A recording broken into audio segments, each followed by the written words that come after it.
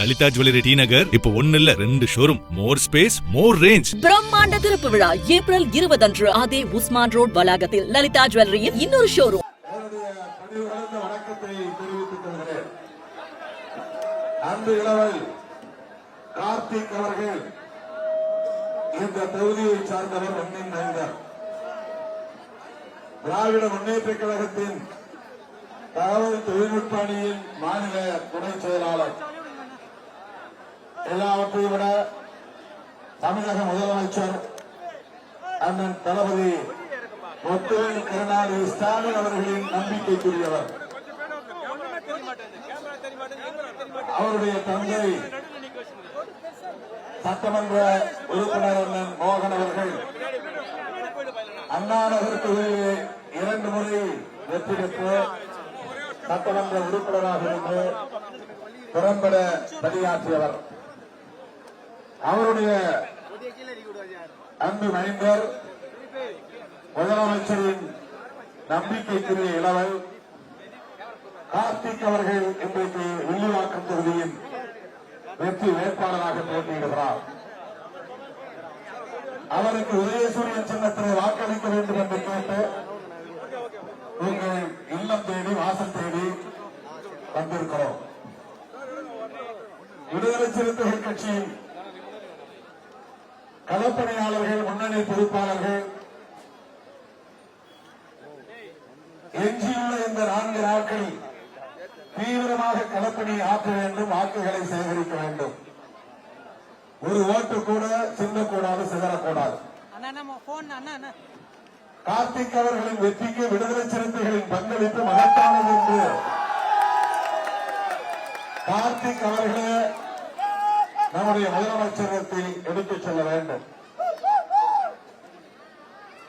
இன்றைக்கு விடுதலை சிறுத்தைகள் கட்சி ஒரு மாநில கட்சியாக அங்கீகாரம் பெற்றிருக்கிறது என்றால் அது யாரால், யாருடைய ஆதரவால், யாருடைய ஒத்துழைப்பால் நாம் எண்ணி பார்க்க வேண்டும்.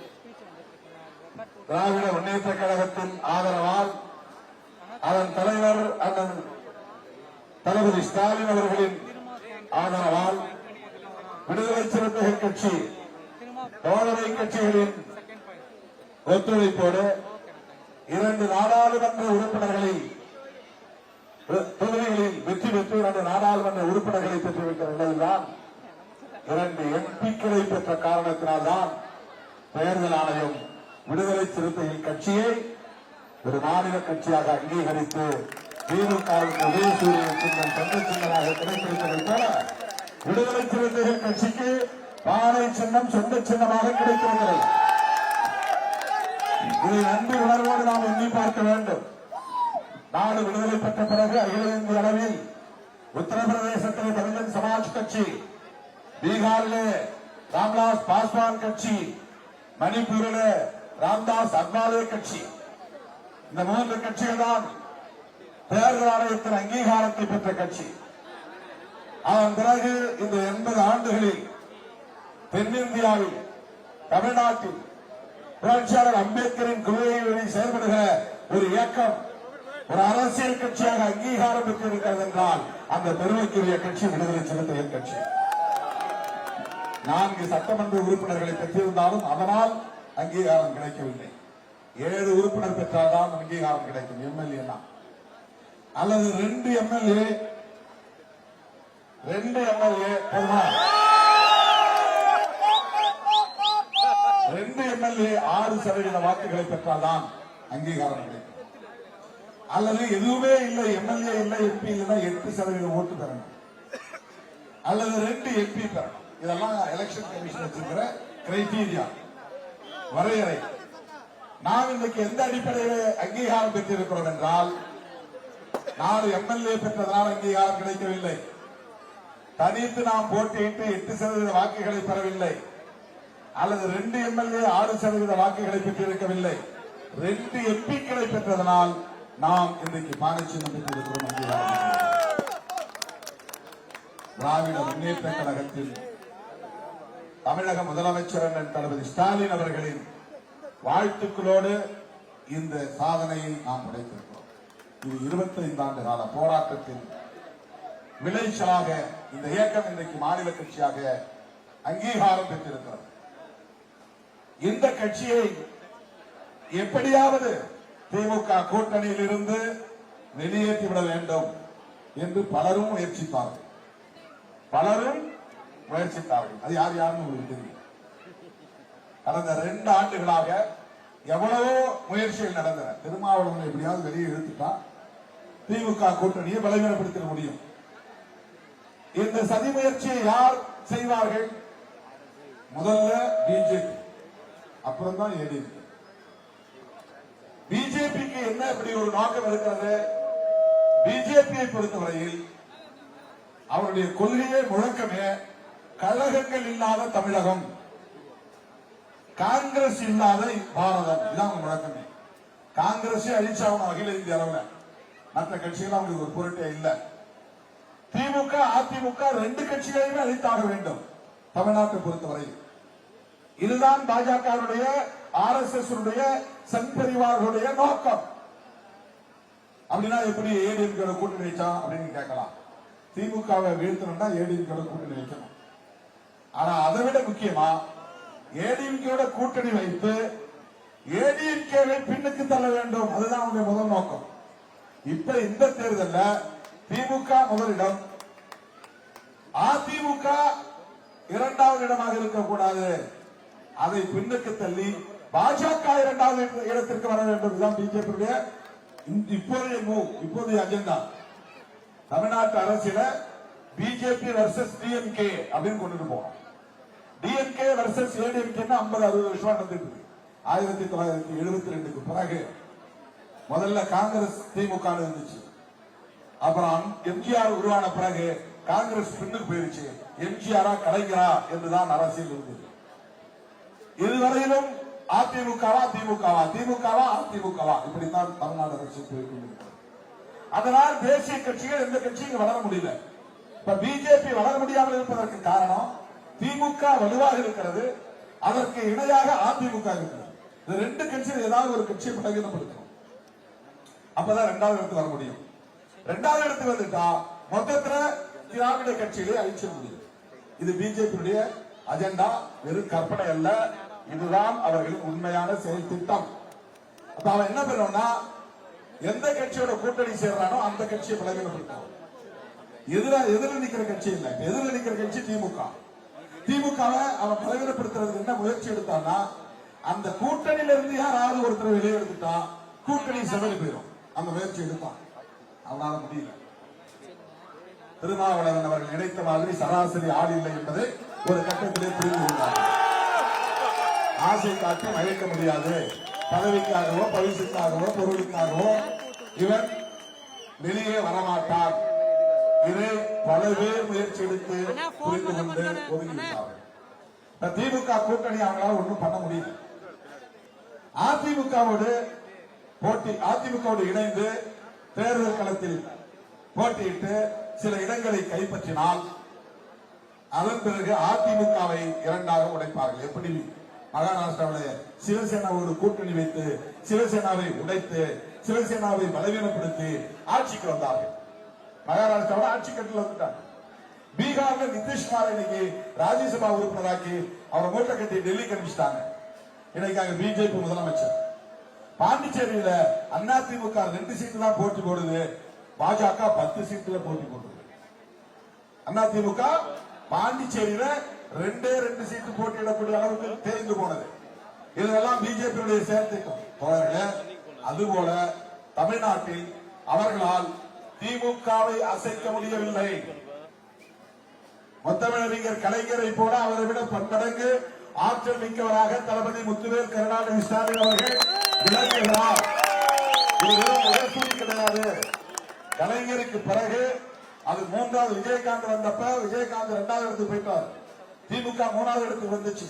அந்த கட்சியை மறுபடியும் பெரிய அளவில் நமக்கு நாமே பயணத்தை மேற்கொண்டு திமுகவை வலுப்பெற செய்து 90 இடங்களுக்கு கிட்டத்தட்ட வெற்றி பெற வைத்து பிறகு ஆளுங்கட்சியாக மாற்றியவர் தளபதி முத்துவேல் கருணாநிதி ஸ்டாலின். விஜயகாந்த் காலத்திலேயே திமுக ஒழிஞ்சு போச்சு நினைச்சாங்க எல்லாரும். அந்த கட்சியை மறுபடியும் 2வது இடத்துக்கு கொண்டு வந்து முதலிடத்தில் வந்து அமர வைத்தவர் முத்துவே கருணாநிதி ஸ்டாலின். இந்தியாவிலேயே ஒரு கூட்டணி தேர்தலுக்கு சேரும், பிறகு கலையும், மறுபடியும் தேர்தலுக்கு சேரும். அதிமுக 2021 இருந்த தேமுதிக நம்மோடு இருக்கு. 2021 இருந்த பாமக வெளியேறி ரெண்டா உடைஞ்சு இப்போ அன்புமணி பாமக அதிமுக போய் சேர்ந்திருக்கு. ஜி.கே. வாசன் இருக்கிறார், அங்கே இருக்கிறார். தினகரன் இப்ப புதுசா போய் சேர்ந்திருக்கிறார். ஏற்கனவே இருந்த அணிதான் அதையும் குறையுமா இப்ப அதிமுக அணியா மாறி இருக்கு. ஆனால் 2016 இருந்து இதுவரையில் தமிழ்நாட்டிலே ஒரு அணி கட்டுக்கோப்பாக அப்படியே முழுமையாக இயங்குகிறது என்றால் அது அண்ணன் தலைமையிலான மதசார்பற்ற முற்போக்கு கூட்டணிதான்.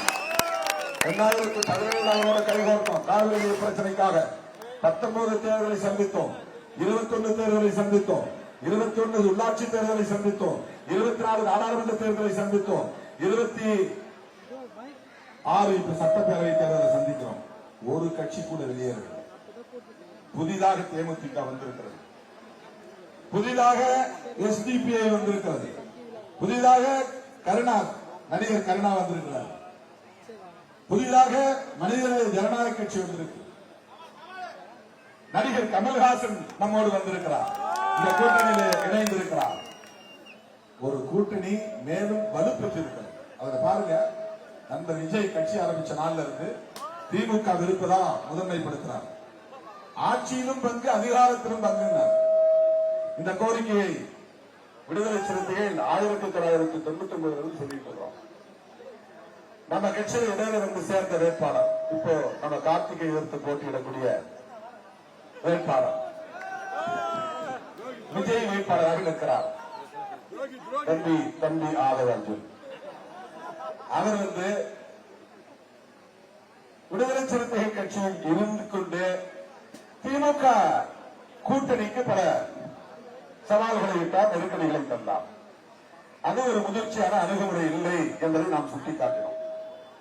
கட்சியின் தலைவராக இருக்கிற நான் எந்த அணியிலே இடம்பெறுவது என்பது குறித்து முடிவெடுக்கக்கூடிய இடத்தில் இருக்கிறேன். ஆனால் அவர் இந்த கூட்டணியில் குழப்பத்தை உருவாக்கும் வகையில் பல கருத்துக்களை சொன்னார். அதன் பிறகு நான் நடவடிக்கை எடுக்க நேர்ந்தது. அவர் வெளியேறும் போது வந்து என்னிடம் சொல்லிவிட்டு நான் விஜய் கட்சியில் சேரப்போகிறேன் என்றார். நானும் வாழ்த்துக்கள் சொன்னேன். அதற்கு முன்னதாக ஒரு சம்பவம் நடந்தது. அம்பேத்கர் அனைவருக்குமான தலைவர் அம்பேத்கர் என்ற நூல் வெளியீட்டு விழா. அந்த விழாவில் என்னை பங்கேற்க எவ்வளவோ முயற்சிகளை செய்தார், பங்கேற்க வைப்பதற்காக. நான் சொன்னேன், நான் திமுக கூட்டணியில் இருக்கிறேன், விஜய் திமுகவை எதிர்த்து பேசிக் கொண்டிருக்கிறார், அவரோடு நான் அம்பேத்கர் நூலை வெளியிட்டால் என்னை பற்றிய நம்பகத்தன்மை என்னவாகும்? எனக்கு ஒரு கிரெடிபிலிட்டி இருக்கு. அதனால அம்பேத்கர் புத்தகமாக இருந்தாலும் கூட அதை ஏற்பாடு செய்த உங்களை நான் பாராட்டுகிறேன். ஆனால் அந்த விழாவை என்னால் பங்கேற்க முடியாது. எவ்வளவு பேர் வெளியில் சொன்னாங்க, அவர் ஒரு பெரிய ஹீரோ, அவரோட போய் நீங்க நிக்கிறது வந்து உங்களுக்கு தான் இன்னும் மைலேஜ் கிடைக்கும். அது மட்டும் இல்ல, நீங்க 2 பேரும் சேர்ந்தால், அதாவது விஜயும் திருமாவளவனும் சேர்ந்தால் தமிழ்நாடு அரசியல் தலைகீழாக புரளும். அது மட்டும் இல்லை, விஜய் ஆட்சியிலும் பங்கு, அதிகாரத்திலும் பங்கு பெற தயாராக இருக்கிறார்.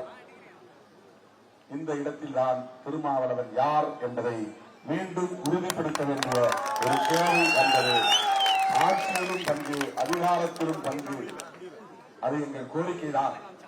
ஆனால் அதை எப்போது கேட்க வேண்டும், எப்படி கேட்க வேண்டும், யாரிடம் கேட்க வேண்டும் என்பதை 35 ஆண்டு காலம் தேர்தல் களத்தில் இருக்கிற திருமாவளவனுக்கு தெரியும். நான் கேட்க வேண்டிய நேரத்தில் கேட்கிறேன். இதற்காக திராவிட முன்னேற்ற கழகத்தின் தலைமையிலான மதசார்பற்ற முற்போக்கு கூட்டணிக்கு ஊறு விளைவிக்கும் வகையில் நான் எந்த முடிவையும் எடுக்க முடியாது. ஆகவே அந்த ஆசைக்கு நான் இணங்க வாய்ப்பில்லை என்பதை உறுதிப்படுத்தினேன். வெளிப்படையாக விஜய் அவர்கள் சொன்னார், ஆட்சியிலும் பங்கு, அதிகாரத்திலும் பங்கு தர தயார் என்று சொன்னார். நான் மட்டும் இல்லை தோழர்களே, ஒருவர் கூட போகவில்லை. திரையுலக விஜயகாந்த் போனாரா? போகவில்லை. டிடிவி தினகரன் வெளியே இருந்தாரே, போனாரா? போகவில்லை. பாமகவை உடைந்த பாமகவின் தலைவர் அன்புமணி போனாரா? போகவில்லை.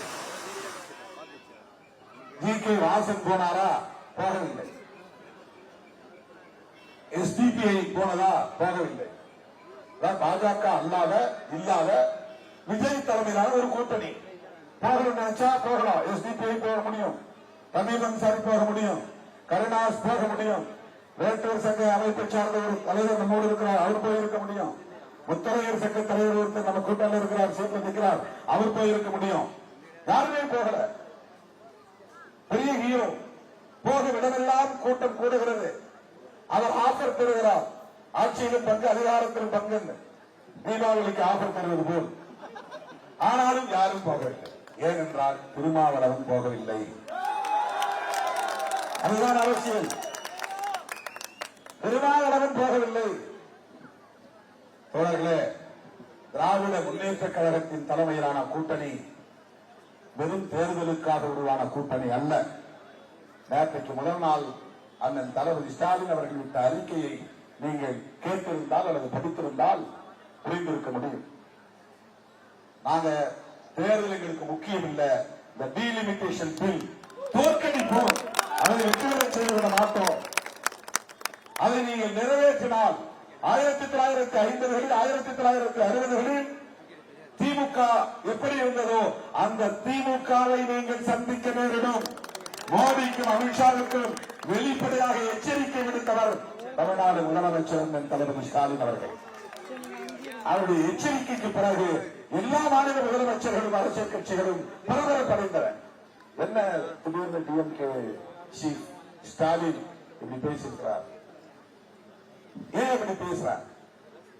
பெண்கள் இடஒதுக்கீட்டை மையமாக வைத்து நாடாளுமன்ற தொகுதிகளுக்கான மறுவரையறை சட்டத்தை கொண்டு வந்து அரசமைப்பு சட்டத்தையே திருத்தி எதிர்காலத்தில் எப்படி வேண்டுமானாலும் நாடாளுமன்ற தொகுதிகளை மறுவரையறை செய்ய முடியும் என்பதற்கு ஏற்ற வகையில் ஒரு மசோதாவை அவர்கள் தாக்கல் செய்திருக்கிறார்கள்.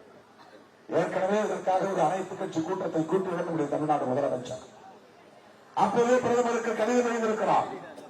இந்தியாவில் உள்ள மிக முக்கியமான மாநிலங்களில் ஒன்றான தமிழ்நாட்டின் முதலமைச்சர் எழுதிய கடிதத்திற்கு மதிப்பளிக்காமல், கலந்து பேசாமல், கருத்து கேட்காமல், தாந்தோன்றித்தனமாக பாஜக ஒன்றிய அரசு நிறைவேற்றப்பட்ட மகளிர் இடஒதுக்கீட்டு சட்டத்தை நடைமுறைப்படுத்துவதற்கு அரசமைப்பு சட்டத்திலே திருத்தம் கொண்டு வருவது, அந்த மசோதாவோடு டீலிமிட்டேஷன், அந்த மறுவரையறை செய்யக்கூடிய மசோதாவை இணைத்திருப்பது மிகப்பெரிய சதி, சூது.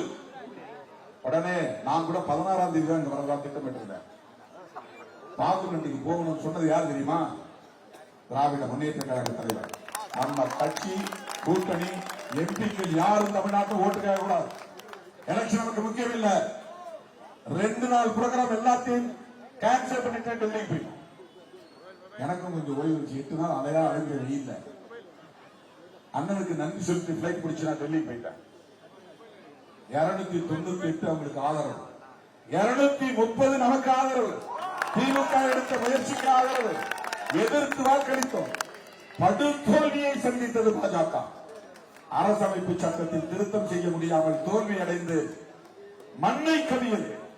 அதற்கான முன்முயற்சி எடுத்தவர் நம்முடைய முத்துவேல் கருணாநிதி ஸ்டாலின் தலைவர். எலெக்ஷன் நமக்கு முக்கியம் கிடையாது, ஆட்சி நமக்கு முக்கியம் கிடையாது.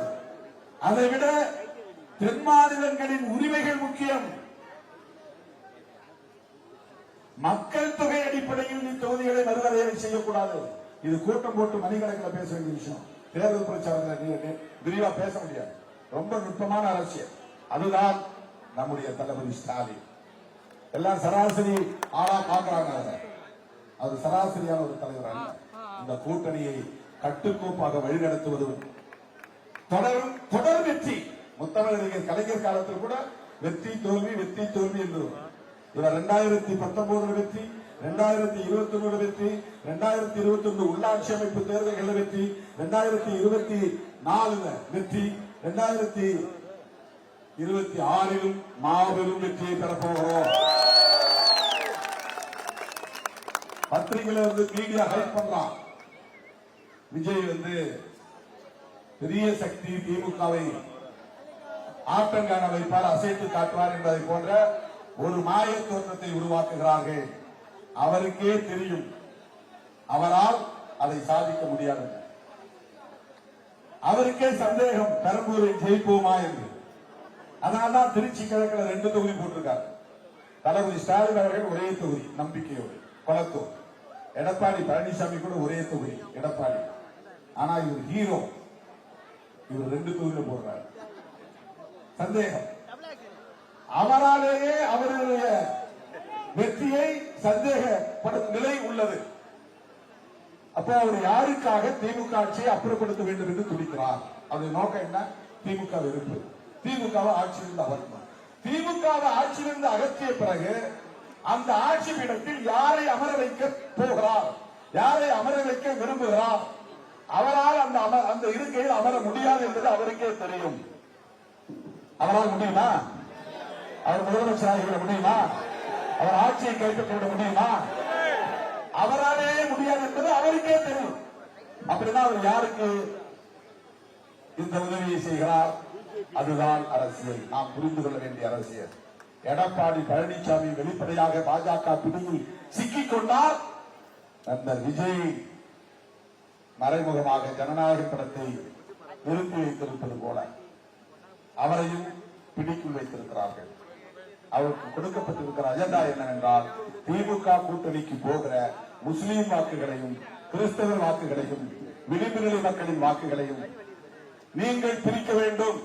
நாங்கள் அந்த வாக்குகளை பெறவே முடியாது. முஸ்லீம்கள் என்மாசா பிஜேபி இருக்கிற அணிக்கு எதிராக போடுவார்கள். வேலூர் இப்ராஹிம் மாதிரி ஒரு சில பைத்தியங்கள் இருப்பாங்க, 2 பேர் கொஞ்சம் கூட சூடு சொரணை இல்லாமல் முஸ்லீமை வெறுக்கக்கூடிய ஒரு கட்சியில் ஒருவர் போய் பொறுப்புல இருக்கிறான்னா அவன் எப்படிப்பட்ட ஆளா இருப்பாங்க? ஒரு நபர் அப்படி 1-2 பேர் இருப்பாங்க. ஆனா இந்தியா முழுவதும் இஸ்லாமியர்கள் பிஜேபிக்கும் பிஜேபி இருக்கிற அணிக்கும் எதிராக வாக்களிக்கிறார்கள் என்பது எல்லோரும் அறிந்த உண்மை. அந்த வாக்குகளை எப்படி தடுப்பது? ஒரு ஆள், இடைப்பட்ட ஒரு ஆள் வேணும். அதுக்காக கொண்டு வந்து நிறுத்தப்பட்டிருப்பவர் தான் விஜய். முஸ்லிம்கள், கிறிஸ்தவர்கள், தலித்துகள் மாற்றி ஓட்டு போடுவதற்கு அதிமுக அணிக்கு போட மாட்டார்கள். தமிழ்நாட்டை பொறுத்தவரையில் திருமாவளவன் பேசி பேசி பேசி இந்த ஒடுக்கப்பட்ட மக்களை பிஜேபி இடம்பெறுகிற அணிக்கு எதிராக வாக்களிக்க வைக்கிறார். இந்த வாக்குகளை எல்லாம் கொஞ்சம் பிரிக்கணும். ஃபர்ஸ்ட் ஓட்டர், முதல் தலைமுறை வாக்காளர்களை பிரிக்கணும். அந்த அடிப்படையிலே தான் இவரை கொண்டு வந்து நிறுத்தி இருக்கிறார். இது வெறும் யூகம் இல்லை, இது வெறும் யூகம் இல்லை. நான் ஏதோ எட்டு கட்டி பேசுகிறேன் என்று எண்ண வேண்டாம். அவருக்கே தெரியும் அவரால் ஆட்சியை கைப்பற்ற முடியாது என்று. ஆனால் அவர் இந்த ஆட்சியை அப்புறப்படுத்த வேண்டும் என்று துடிக்கிறார். அவருக்கு நான் ஒரு கேள்வி எழுப்புகிறேன். பாஜக உங்கள் கொள்கை எது என்றால், பாஜகவை நீங்கள் தனிமைப்படுத்துகிற முயற்சியில் ஏன் ஈடுபடவில்லை? நீங்கள் அதிமுகவோடு சேர்ந்திருந்தால் பாஜகவை தனிமைப்படுத்தி இருக்க முடியும். ஏன் பாஜகவை தனிமைப்படுத்தவில்லை? அதிமுகவோடு சேர அனுமதித்தீர்கள். அவருடைய நோக்கம் பாஜக எதிர்ப்பு இல்லை, திமுக எதிர்ப்பு. எனவே விஜய் தொண்டர்களுக்கும் ரசிகர்களுக்கும் நான் விடுக்கிற வேண்டுகோள், அதிமுக தொண்டர்களுக்கும் நான் விடுக்கிற வேண்டுகோள், நீங்கள் போடுகிற ஒவ்வொரு ஓட்டும் மோடிக்குத்தான் வலு சேர்க்கும், பிஜேபிக்குத்தான் வலு சேர்க்கும். பிஜேபி சராசரியான அரசியல் கட்சி இல்லை. தந்தை பெரியாரை ஏற்காத கட்சி, தந்தை பெரியாரை அவமதிக்கிற கட்சி, தந்தை பெரியாரை கொச்சைப்படுத்துகிற கட்சி, பெரியாரும் அண்ணாவும் கட்டி காப்பாற்றிய சமூக நீதியை சிதைக்கிற கட்சி, அண்ணா பேசிய இருமொழி கொள்கையை ஏற்காத கட்சி, அண்ணா சொன்ன மாநில சுயாட்சியை எதிர்க்கிற கட்சி, இஸ்லாமியர்களை வெறுக்கிற கட்சி, கிறிஸ்தவர்களை வெறுக்கிற கட்சி, பைபிளை கொளுத்துகிற கட்சி, குர்ஆனை கொச்சைப்படுத்துகிற கட்சி, வெறுப்பு அரசியலை தொடர்ந்து பரப்புகிற கட்சி, திருப்பரங்குன்றத்திலே பதற்றத்தை உருவாக்குகிற கட்சி, அதுபோல் தொடர்ந்து மதச்சண்டைகளை தூண்டுகிற கட்சி, சாதி சண்டைகளை தூண்டுகிற கட்சி, சாதி பெருமை பேசுகிறவர்களை ஊக்கப்படுத்துகிற கட்சி, சாதி வெறியர்களை தட்டி கொடுக்கிற கட்சி, சாதி அடிப்படையில் மக்களை பிளவுபடுத்துகிற கட்சி, மத அடிப்படையில் மக்களை பிளவுபடுத்துகிற கட்சி, அவ்வளவு மோசமான நாசகார சக்திகளை தோளில் தூக்கி வருகிற எடப்பாடி பழனிசாமி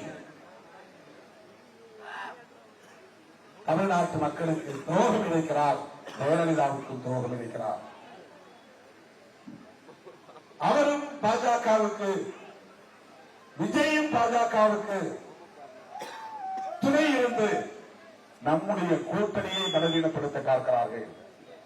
திருமாவளவன் இருக்கிற வரையில் அந்த தந்தம் பலிக்காத என்பதை நாம் மறுபடியும் சொல்ல கடமைப்பட்டிருக்கிறோம். மறுபடியும் சொல்ல கடமைப்பட்டிருக்கிறேன். எனக்கு என்ன லாபம் என்பதை விட என் மண்ணின் பாதுகாப்பு, மக்களின் பாதுகாப்பு தான், சமூக நீதியின் பாதுகாப்பு தான், பிற்போக்கு சக்திகளை வீழ்த்துவதுதான் திருமாவளவனின் முதன்மையான நோக்கம். தோழர்களே, இங்கே அதிமுக வேலையை செய்யவில்லை. கார்த்திக் வெற்றி. விஜய் சார்புடைய தம்பி ஆதவ் அர்ஜுன், அவருக்கு இந்த தெரு மூளை முடுக்கு எதுவும் தெரியாது. அது மட்டுமில்லை, அவருடைய கட்சி ரசிகர் மன்றமாகத்தான் இருக்கிறது தவிர அது ஒரு கட்டமைப்பு கொண்ட ஒரு அரசியல் இயக்கமாக இன்னும் மாறவில்லை. தாவேக அரசியல் இயக்கமாக மாறுவதற்கு இன்னும் 10 ஆண்டுகள் பிடிக்கும். ஏதோ சும்மா நினைச்சிட்டு இருக்கிறாங்க, ஒரு ரசிகர் மன்றம் உடனே அரசியல் இயக்கமா மாறிவிடுமான மாறிவிடாது. எம்ஜிஆர் வந்து கிட்டத்தட்ட 20-25 வருஷம் 30 வருஷம் திமுக இருந்து பணியாற்றி அவர் வெளியே போகும்போது அதை போல களத்திலே திமுகவில் நீண்ட நெடிய அனுபவம் உள்ள ஏராளமான பேர் எம்ஜிஆரோடு போனார்கள். நண்பர் விஜயோடு இருக்கிறவங்க எல்லாருமே கத்துக்குட்டிகள் தான். எல்லாருமே ஒருத்தர் கூட எந்த அரசியல் இயக்கத்தில் இருந்து அரசியல்னா என்ன, தேர்தல்னா என்ன, களப்பணினா என்ன, அது எதுவுமே தெரியாது.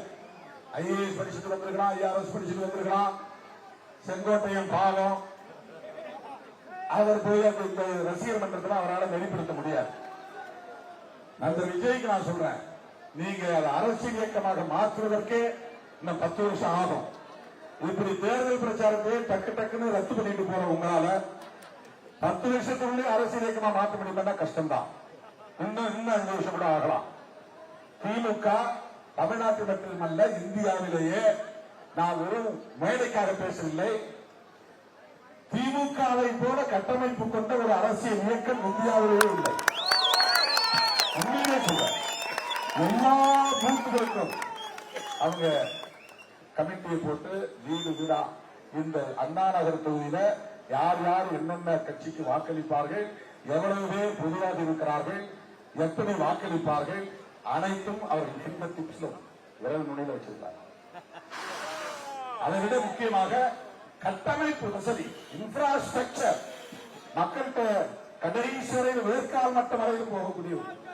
ஆகவே நான் அடித்து சொல்லுகிறேன், நான் வந்துதான் கார்த்திக் வெற்றி பெற வேண்டும் என்று இல்லை, அவர் ஏற்கனவே வெற்றி பெற்று விட்டார். ஆனால் அந்த வெற்றியில் சிறுத்தைகளின் பங்களிப்பும் இருக்கிறது என்பதை உறுதிப்படுத்துவதற்காகத்தான் வந்திருக்கிறேன். ஒரு ஓட்டு கூட சிந்தக்கூடாது, சேரக்கூடாது. எங்கெல்லாம் சிறுத்தைகளின் வாக்குகள் இருக்கின்றனவோ அங்கெல்லாம் கொத்து கொத்தாக சூரியன் இறந்து வேண்டும். போடுவீர்களா? வெற்றி பெற வைப்பீர்களா? அங்குண்டுகளும் உழைப்பீர்களா? வரலாறு பதிவு செய்வீர்களா? சிறுத்தைகளால் கார்த்திக் வெற்றி பெற்றார் என்கிற வரலாற்றை பதிவு செய்வீர்களா? உங்களுடைய எழுச்சி இந்த வரவேற்புக்கு நன்றி. தம்பி கார்த்திக் அவர்களுக்கு உதயசூரியன் சின்னத்தில் வாக்களித்து அண்ணன் தலைவர் ஸ்டாலின் அவர்களின் ஆட்சி தொடர, சாதனைகள் தொடர உதயசூரியன் சின்னத்தில் வாக்களித்தவரை வெற்றி பெற செய்யுங்கள் என்று கேட்டு முடிக்கிற நன்றி, வணக்கம். நமது சின்னம் வெற்றியின் சின்னம், அண்ணன் தளபதியின் சின்னம், கார்த்திக்கின் சின்னம், வெற்றியின் சின்னம், சமூக நீதியின் சின்னம், சமத்துவத்தின் சின்னம், சகோதரத்தின் சின்னம், சகோதரத்துவத்தின் சின்னம், விடுதலை சிறுத்தைகளின் சின்னம். என் உயிரின் உயிரான விடுதலை சிறுத்தைகளே, நீங்கள் கார்த்திக் அவர்களை சட்டமன்றத்திற்கு அனுப்ப வேண்டும். அது நாம் 8 தொகுதிகளில், நம்முடைய 8 தொகுதிகளில் வெற்றி பெறுவதற்கு திமுக உடன்பிறப்புகள் எவ்வளவு தீவிரமாக பணியாற்றுகிறார்கள் என்பதை நெஞ்சிலே வைத்து நீங்கள் பணியாற்ற வேண்டும். 8 தொகுதிகளிலும் திமுகவினர் அல்லும் பகலும் உழைக்கிறார்கள், ஓடி ஆடி உழைக்கிறார்கள், வீடு வீடாக சென்று வாக்கு சேகரிக்கிறார்கள், என்னென்ன செய்ய வேண்டுமோ அத்தனையும் செய்கிறார்கள். விடுதலை சிறுத்தைகளின் வெற்றிக்கு திராவிட முன்னேற்ற கழகமும் கூட்டணி கட்சிகளும் எப்படி மனப்பூர்வமாக உழைக்கிறார்களோ அதை போல மனப்பூர்வமாக உழைக்க வேண்டும், அவரை வெற்றி பெறச் செய்ய வேண்டும் என்று கேட்டு விடைபெறுகிறேன். நன்றி, வணக்கம். லலிதா ஜுவல்லரி டி நகர் இப்போ ஒன்னு இல்ல 2 ஷோரூம். மோர் ஸ்பேஸ், மோர் ரேஞ்ச். பிரம்மாண்ட திறப்பு விழா ஏப்ரல் 20 அன்று அதே உஸ்மான் ரோட் வளாகத்தில் லலிதா ஜுவல்லரியின் இன்னொரு ஷோரூம்.